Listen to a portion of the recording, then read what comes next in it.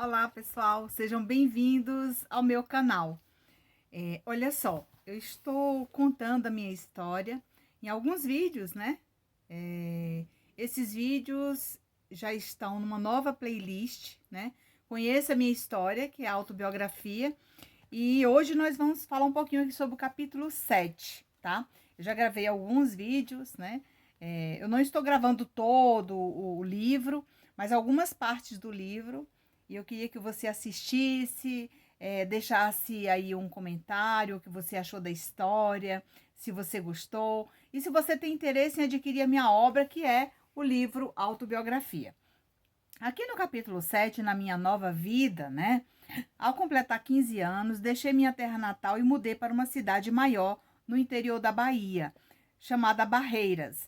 Inicialmente morei com uma irmã e com ela permaneci por poucos meses, porque dali em diante, né, eu conheci o meu esposo e nós não demoramos casar, né? Eu me casei, depois veio a primeira filha, né? E aí nós montamos um comércio. Assim que iniciei os estudos, organizei minha vida, aos poucos conheci a cidade e busquei um trabalho como jovem aprendiz. Eu trabalhei, gente, no IBGE também, né? Fazendo recenseamento na época, e eu trabalhei também. Pouco tempo pude perceber que ali as coisas não eram muito fáceis, tendo em vista que a cidade proporcionava um comércio maior e mais movimentado. E aí eu tive que estudar, trabalhar, né? E logo, né? é, eu comecei, né, a conhecer a cidade melhor, a buscar novos projetos, né? Mas não deixava o artesanato, justo porque também a minha irmã trabalhava, fazia muito crochê, ela era pedagoga, mas ela não exercia a função. E ela trabalhava em casa porque ela tinha os filhos para cuidar e ela ficava fazendo crochê e eu ajudava também, né? Então, os primeiros passos no espiritismo, nesse momento, né, na cidade, eu me casei, construí a minha família e fui trabalhar com meu esposo no nosso comércio, né? Mais tarde, né, eu conheci, vamos ver como foi os meus primeiros passos no espiritismo. Nesta cidade, no ano de 1980, conheci um amigo de profissão do meu namorado, né? Eu falei que casei e tudo, mas já passou, né? Então, um rapaz, né, eu conheci, nos convidou para participar de uma ação social numa comunidade carente. Na verdade, ele arrecadava roupa, sapato, utensílio doméstico, alimentos. E ele nos convidou para conhecer esse projeto dele lá num povoado, né? E nós fomos, e lá, gente, eu ajudei, inclusive eu fiquei num local onde tinha uma sala cheia de sapato, e tinha uma senhora lá também, que eu conheci pela primeira vez, que era espírita também na época, e eu me recordo que essa senhora, ela já desencarnou, né?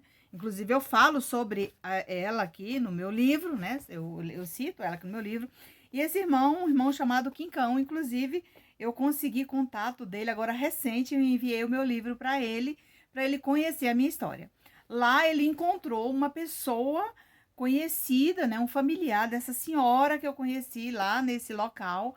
E eu também mandei o livro para ele estudar, para ele conhecer a história lá que eu conheci a família dele. Frequentemente participávamos ativamente desta ação social. Quincão nos convidou a assistir uma reunião espírita. Vez ou outra nos reunimos na residência de uma senhora, sua amiga conhecida na cidade por Vitalina, hoje desencarnada. Só para lembrar, gente, eu já recebi carta da dona Vitalina, já conversei com ela no mundo espiritual.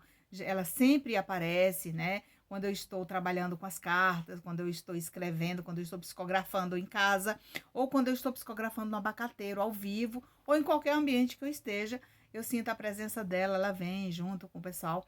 Só lembrando que ela era uma pessoa analfabeta, mas era uma pessoa sábia, né? Ela tinha sabedoria e trabalhava muito bem com seus guias espirituais. Todas as sextas-feiras se reuníamos em seu lar para rezar o Evangelho e o ofício da Imaculada Conceição para todas as mães. Ao finalizar, ela dava passividade ao mentor, um orientador espiritual e em seguida recebíamos o passe com a bênção final. Veja bem, nós nos reunimos na sala, né? Ela não sabia ler e quem lia éramos nós, né? Os visitantes.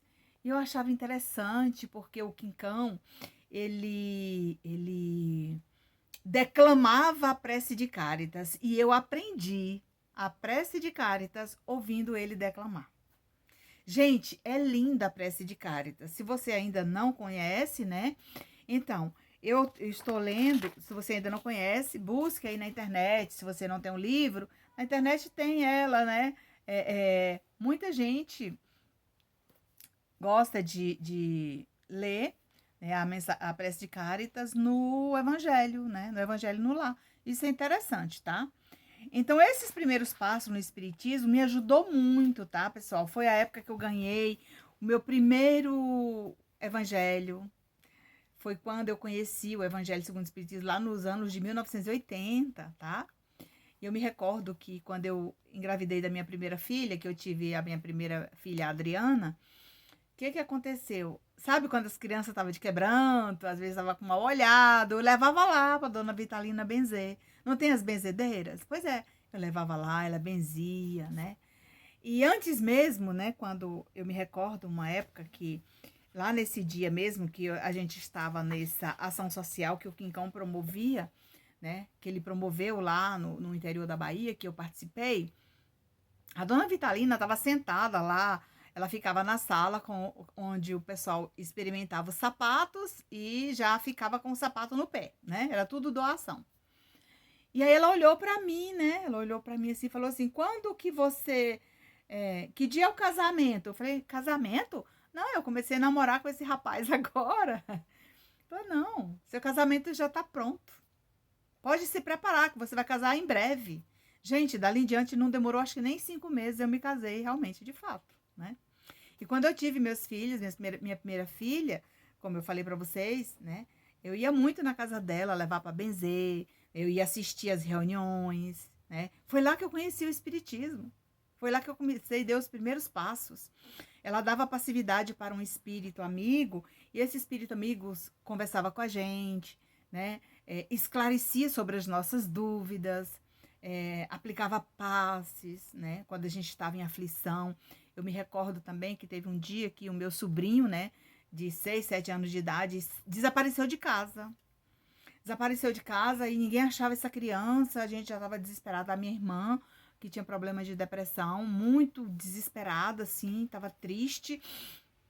E aí ele foi atropelado, né? Passou por debaixo do carro, assim, e não teve nada, gente. O menino não teve nada. Porque ele saiu de casa sozinho, sem rumo, sem direção, né? A criança, brincando na rua com as outras crianças. E eu corri lá na casa da dona Vitalina e pedi ela pra gente fazer uma prece, né? E eu achei interessante, você vê a sabedoria das pessoas? Ela tinha, sabe, aqueles espelhinhos pequenininho redondo que os homens usam no bolso para pentear o cabelo na rua, né? Antigamente tinha, não sei se ainda tem hoje. Eu sou dessa época, né, gente?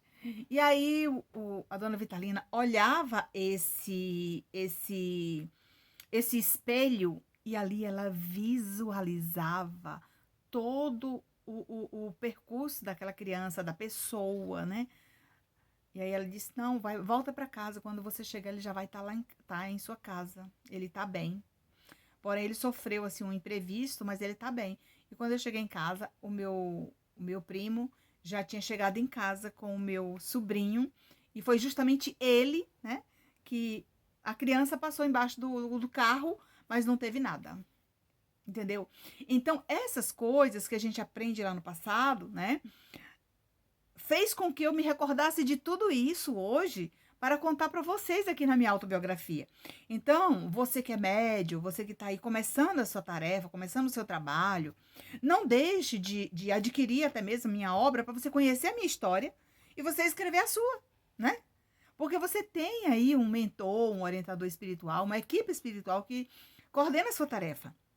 E eu me sinto muito feliz, né, em poder estar transmitindo esse recado hoje aqui no meu canal no YouTube, falando para tantas pessoas que não conhecem a minha história, né?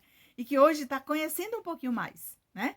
Então, até o nosso próximo encontro. No próximo vídeo eu vou falar sobre o meu casamento. Eu já adiantei um pouquinho nesse primeiro vídeo, mas vou falar sobre o meu casamento, como ele aconteceu, tá? Então, fique na paz do Mestre Jesus e até o nosso próximo encontro.